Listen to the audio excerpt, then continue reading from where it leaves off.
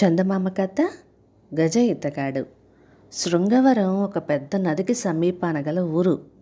అక్కడ ఉండే నరేంద్రుడు గజ ఈతగాడు. ఈతలో తనంతటి వాడు లేడనిపించుకోవాలని వాడి కోరిక. అదే ఊరిలో నివసించే చంప కలవారి అమ్మాయి. తల్లిదండ్రులు లేరు. మేనమామ వాళ్ళ ఇంట్లో తిష్టవేసి ఆమెకు సహాయపడుతున్నట్లుగా నటిస్తూ తన సరదాలకు డబ్బు దుబారా చేస్తున్నాడు. మేనమామ కొడుకు వీర్రాజుకు చంపను పెళ్లి చేసుకోవాలని కోరిక. కానీ వాడికి తెలివి, అందం, మంచితనం ఏమీ లేవు. మేనమామ భార్య ఊరందరికీ వాళ్ళిద్దరూ ఒకరినొకరు ప్రేమించుకుంటున్నారని అబద్ధాలు ప్రచారం చేస్తున్నది. చంపకి ఏమైనా పెళ్లి సంబంధాలు వస్తే మేనమామ అతని భార్య కలిసి చెడగొడుతున్నారు. ఇదంతా ఎరిగిన చంప పోనీ మేనమామని ఇంట్లో నుంచి పంపేద్దామా అంటే చంపకు 12 ఏళ్ల వయస్సులో ఆయన ఆ ఇంట ప్రవేశించాడు. వ్యవహారాలన్నీ తనే చక్కబెట్టి చంపకి ఎంతో ఉపకారం చేశానని ఊరంతా నమ్ముతుంది కూడా. తన ఆస్తిని అయిన కాడికి తెగనమ్మి చంప కోసం ఈ ఊరొచ్చి ఉంటున్నాడు ఆయన. ఇప్పుడు చంపకు 18 ఏళ్ళు. మేనమామను పొమ్మంటే ఆమెకు చెడ్డ పేరు వస్తుంది. అందుకని ఆమె ఒక ఉపాయం ఆలోచించింది. అదేమంటే మంచితనం, సమర్థత ఉన్న యువకుని పెళ్లి చేసుకోవాలని. అతను మేనమామతో స్నేహం నటిస్తూ తెలివిగా ఆయన చెడు వ్యవహారాలని సరిచేయాలి. మేనమామ కుటుంబం బుద్ధి తెచ్చుకోవాలి, లేదా తమంత తామే ఇల్లు వదిలిపోయేలా చేయాలి. ఇందులో తన ప్రమేయం ఉన్నట్లుగా తెలియకూడదు. ఎక్కడా తనకు చెడ్డ పేరు రాకూడదు. నరేంద్రుడు ఆమెకు చిన్నతనం నుంచి తెలుసు. ఇప్పుడు తనను కాపాడగల సమర్థత అతడికి ఉన్నదని ఆమె నమ్మకం. ఇలా ఆలోచించి ఆమె ఒకనాడు అతన్ని కలుసుకొని తన పరిస్థితులన్నీ చెప్పుకొని తనను పెళ్ళాడమని అడిగింది. నరేంద్రుడికి చంప అంటే ఇష్టమే, కానీ పెళ్ళైతే తనను గజ ఈతగాడు అనిపించుకోవాలన్న తన ఆశ నెరవేరదేమోనని అతడి భయం. తన గురువు పరమానందుడికి ఈ విషయం చెప్పి సలహా అడిగాడు. పరమానందుడికి చంప గురించి తెలుసు.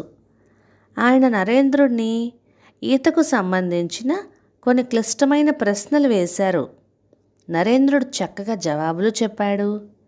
ఆయన అతన్ని మెచ్చుకొని, నువ్వు ఈతలో రాణిస్తావు, గజ ఈతగాడివి కావాలని నువ్వు అనుకుంటున్నావు. చంప కూడా గజ ఈతగాడినే పెళ్లి చేసుకోవాలని ఒకసారి నాతో అనింది.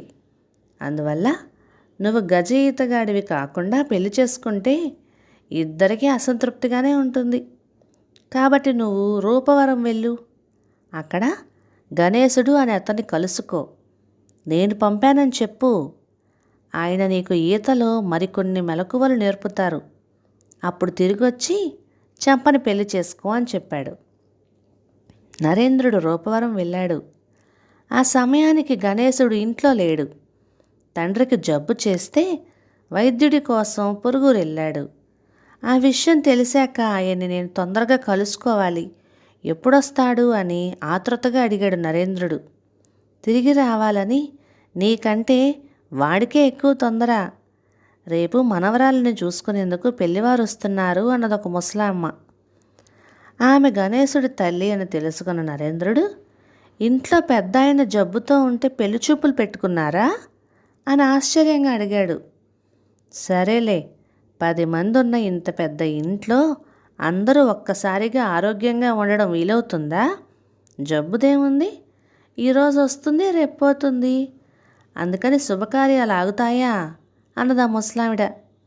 నరేంద్రుడు ఆ ఇంట్లో నుంచి బయటకు వస్తుండడంలోనే వస్తాదులా ఉన్న ఒక అతను కనపడి, నిన్నెప్పుడు చూడలేదు, కానీ నువ్వు గణేశుడికి చుట్టానివి మాత్రం కాదు, అవునా అని అడిగాడు. నరేంద్రుడు ఆశ్చర్యంగా, నీకెలా తెలుసు అని అన్నాడు. వాడి చుట్టాలందరూ బక్క చిక్కిన వాళ్ళేగా. నీలా బలంగా ఉన్న వాళ్ళెవరూ వాడికి బంధువులుగా లేరు. అది సరే, నీ దగ్గర ఏమైనా అప్పు చేశాడా వాడు అని అడిగాడు. తను వచ్చిన పని చెప్పాలా కూడదా అని నరేంద్రుడు తటపటాయిస్తూ ఉండగా ఆ వస్తాదు, నీకంతా కొత్తగా ఉంది, నా మాట విని నీ బాకీకి నీళ్ళు వదులుకో అనేసి వెళ్ళిపోయాడు. దీన్ని బట్టి గణేశుడికి ఆ ఊళ్ళో చాలా చెడ్డ పేరుందని తోచింది నరేంద్రుడికి. అయినా నమ్మకం కుదరక ఊళ్ళో తిరిగి మరికొన్ని చోట్ల వాకప్ చేశాడు.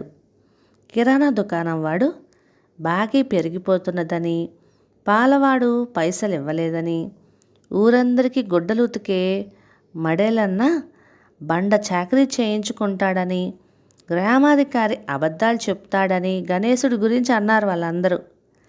అలాంటి వాడు తన గురువు కానున్నందుకు అవమానంగా తోచింది నరేంద్రుడికి. కానీ పరమానందుడు చెప్పాడు కాబట్టి ఒకసారి గణేశుని కలుసుకోక తప్పదు అనుకున్నాడు. నరేంద్రుడు ఆలోచిస్తూ ఊరికి అవతల వైపు ఉన్న చెరువు దగ్గరికి వెళ్ళాడు. అతడికి దూరం నుంచి తన కేసు వస్తున్న ఇద్దరు మనుషులు కనిపించారు. నరేంద్రుడు సమీపానికి వచ్చినాక వారిలో ఒకరు, అయ్యా, కాస్త దూరంలోనే మా బండి పాడైపోయింది కానీ అందులో వైద్యానికి పనికొచ్చే ఒక బరువైన చెట్టు కాండం ఒకటి ఉందండి. మేమిద్దరం బక్క ప్రాణులం. తమరు రూపంలో భీమసేనుడిలాగా, బలంలో వాయునందనుడిలాగా కనబడుతున్నారు. ఆ కాండాన్ని మా ఇంటి దాకా చేర్చితే ముందు ఎన్ని జన్మలుంటే అన్నింటిలోనూ మిమ్మల్ని సేవించుకుంటాను. ఆ కాండం నా తండ్రి జబ్బుకు అమృతం వంటిది అన్నాడు. అతనే గణేశుడని నరేంద్రుడు గ్రహించాడు. తనను కూలి పని చేయమని అడిగినప్పటికీ కూడా అడిగిన పద్ధతికి కాదనలేక అక్కడి నుండి బండి దాకా వెళ్ళి కాండాన్ని తీసుకుంటే అది వాడికి పూచిక పుల్లలాగా తోచింది. గణేశుడు నరేంద్రుడి బలాన్ని మళ్ళీ పొగిడాడు. అంతా కలిసి ఊళ్ళోకి పోతుంటే మడేలన్న ఎదురయ్యాడు. వాళ్ళిద్దరికీ పెద్ద గొడవ అవుతుందనేమోనని నరేంద్రుడు అనుకున్నాడు. కానీ రేపు అమ్మాయి పెళ్లి చూపులు గుర్తుంచుకో అన్నాడు గణేశుడు. అప్పుడు మడేలన్న వినయంగా తలూపి, అమ్మగారు చెప్పారండయ్యా, రేపు అన్ని పనులు మానేసి మీ ఇంటి దగ్గరే నా మకాము అని వెళ్ళిపోతే నరేంద్రుడు ఆశ్చర్యపడ్డాడు. తర్వాత వాళ్ళు కిరాణా దుకాణం దాటి వెళ్తుంటే దుకాణం వాడే గణేశుణ్ణి పలకరించి, రేపు అమ్మాయి గారి పెళ్లి చూపులంట కదా, సరుకులు మా వాడి చేత ఇంటికి పంపించేదా లేక తమరే కబురు పంపుతారా అని అడిగాడు. గణేశుడు నవ్వి, ఇంటికెళ్ళి ఇల్లాలిని అడగకుండా ఏం చెప్పను, సరుకుల సంగతి ఎలాగున్నా పానకం పుచ్చుకునేందుకు రావాలి సుమా అంటే దుకాణందారు వినయంగా తలూపాడు. మరికొంత దూరం నడిచాక గ్రామాధికారి ఎదురై, ఏమయ్యా, రేపు పాపకు పెళ్లి చూపులట కదా, నీకు అసలే బొత్తిగా లౌక్యం తెలియదు, 1000 అబద్ధాలు ఆడైనా ఒక పెళ్లి చేయమన్నారు. జంకకుండా 4 అబద్ధాలు చెప్పి వియ్యాల వారేమైనా అడిగితే ఒప్పుకో, శక్తి ఉందా లేదని ఆలోచించకు, వంత పాడడానికి సర్ది చెప్పడానికి మేమున్నాం కదా అంటూ అభిమానంగా పలకరించి వెళ్ళాడు. నరేంద్రుడికి ఇదంతా విడ్డూరంగా ఉంది. గణేశుడంటే ఆ ఊళ్ళో ఎవరికీ గిట్టదని అంతవరకు తను అనుకున్నాడు. అది నిజం కాదు. అందుకేనేమో పరమానందుడు తనని ఇక్కడికి పంపాడు అని వాడు ఆలోచిస్తుండగా గణేశుడింటి ముందు వస్తాదు కూడా ఎదురై, అమ్మాయికి పెళ్లి చూపులైతే నాకు చెప్పొద్దు, పాత బాకీ అలాగే ఉండిపోయింది కదా అని తటపటాయిస్తున్నావేమో, ఒకే ఊరి వాళ్ళం, ఇలాంటప్పుడు కాకపోతే ఇంకెప్పుడు సాయపడతాం, డబ్బు అవసరమైతే నిస్సంకోచంగా అడుగు అని ధైర్యం చెప్పి వెళ్ళాడు. ఇంట్లో ప్రవేశించి కాండాను ఒక చోట ఉంచిన నరేంద్రుడితో గణేశుడు, తమరు చాలా మర్యాదస్తులు, అడగగానే మారు మాట్లాడకుండా నాకు ఇంత సాయం చేశారు, చూడ్డానికి పరదేశీలాగున్నారు, ఈ రాత్రికి ఇక్కడే విశ్రాంతి తీసుకొని నా ఆతిథ్యం స్వీకరించి నన్ను పావనం చేయండి అన్నాడు. అప్పుడు నరేంద్రుడు తను గణేశుడి కోసమే వచ్చానని, పరమానందుడు తనను పంపాడని చెప్పాడు. కానీ గణేశుడికి ఆ పరమానందుడు ఎవరో గుర్తు రాలేదు. ఆయన కాసేపు ఆలోచించాక, నేను పనిలో ఉన్నాను, మీరు అలసిపోయారు, ఈ రోజుకి విశ్రాంతి తీసుకోండి, రేపన్నీ ఆలోచిద్దాం కానీ అన్నాడు. మర్నాడు గణేశుడి కూతురి పెళ్లి చూపుల తతంగం పెళ్లి వేడుకలాగా జరిగింది. ఇరుగు పొరుగు వచ్చి సాయం చేశారు. మడేలన్న రోజంతా అక్కడే ఉండి హడావిడి చేస్తూ ఇంటి పనులన్నీ చూశాడు. ఊళ్ళోని ముఖ్యులందరూ వచ్చారు. అందరికీ గణేశుడు పెళ్లి వాళ్ళతో సమానంగా మర్యాదలు కూడా చేశాడు. వియ్యాల వారికి అమ్మాయి నచ్చింది. కట్నం లాంఛనాల కింద వాళ్ళు కాస్త ఎక్కువే అడిగారు. గణేశుడు అన్నింటికీ తలూపితే వాళ్ళు సరేనని వెళ్ళిపోయారు. ఇది జరిగాక గణేశుడి తల్లి, ఒక్కడివి ఎన్నని చేయగలవురా? చెల్లెలి పెళ్ళికి చేసిన అప్పు ఇంకా తీరలేదు. ఇప్పుడు అన్నింటికీ ఒప్పుకొని కూతురు పెళ్ళిలా చేస్తావు? అమ్ముదామంటే అందరి దగ్గర నకిలీ బంగారమే తప్ప అసలు బంగారమూ లేదు అని బాధపడింది.